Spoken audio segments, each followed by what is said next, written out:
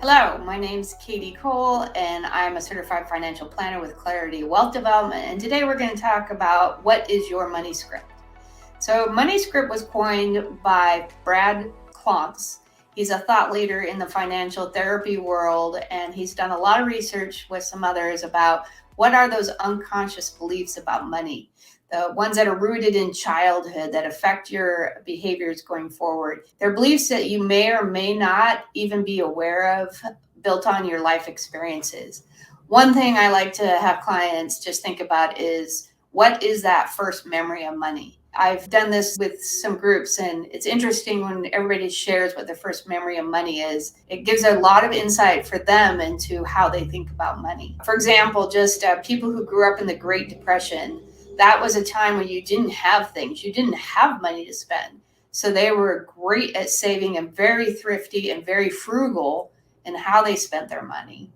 But later in life, when they did have more money, they couldn't spend it and they saved it. And you're seeing right now a huge transition of people who have saved a lot of money but are passing away and leaving it to their kids, which is fine. But there's also this part: how much more could they have enjoyed life if they'd done a few other things because they were afraid to spend it?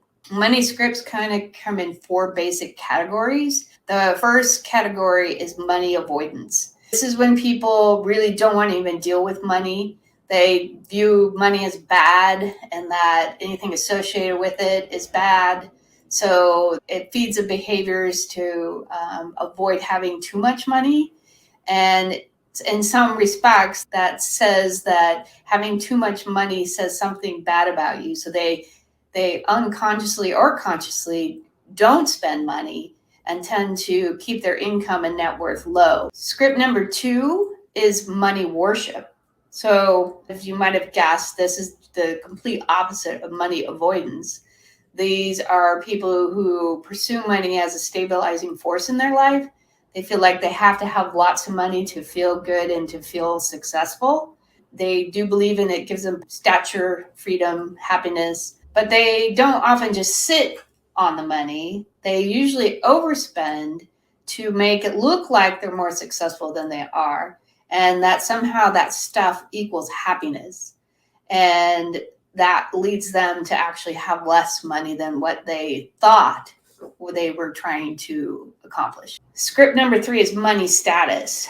Whereas someone in the money worship category uses the money as a way of kind of self-medicating, making them feel better, connecting with their self. They associate self-worth with net worth, and they consciously or subconsciously believe that wealthier people are happier and better than less wealthy people. And there are plenty of statistics out there that show you that wealthy people are not always happier than less wealthy people. Script number four is money vigilance. This category is the healthiest of all four, but it can be taken to extremes. So it can come back to just having balance. But people in this category frequently evaluate their own spending, and they know they're saving. They know what their savings rates are. They want to make wise financial decisions. And that sounds good. And it is. But that person can also go to the deep end on each side and be too frugal, hyper-focused, and never enjoy their money. And every penny going out the door it's just painful. Of all the scripts, money vigilance is the one you should aim for. Just make sure to keep it in check and keep it balanced.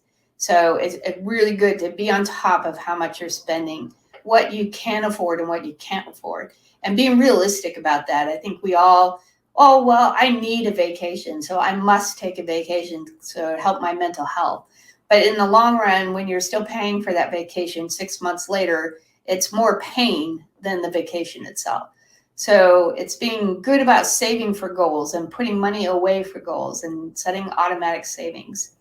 And when you're aware of your individual money script, and this also means that if you're married or have a partner or live with someone else, and their money script is different than yours, you guys need to figure out how to work through that, because when you're not on the same page, it can cause a lot of pain in the future. Here at Clarity, we help clients go through those when we're working on financial plans, we try to come up with what do you think about money? How does money make you feel? And what's your definition of a well-lived life? That's what we help people with. So if you need help, give us a call.